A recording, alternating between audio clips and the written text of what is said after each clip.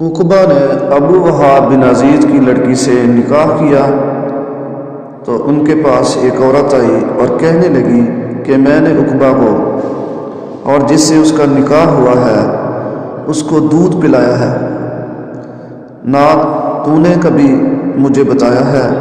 یہ سن کر عقبہ نے کہا مجھے نہیں معلوم کہ تو نے مجھے دودھ پلایا ہے۔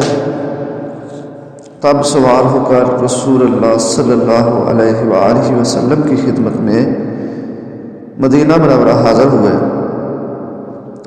اور آپ سے اس کے متعلق دریافت کیا تو آپ صلی اللہ علیہ وآلہ وسلم نے فرمایا کس طرح تم اس لڑکی سے رشتہ رکھو گے، حالانکہ اس کے متعلق یہ کہا گیا۔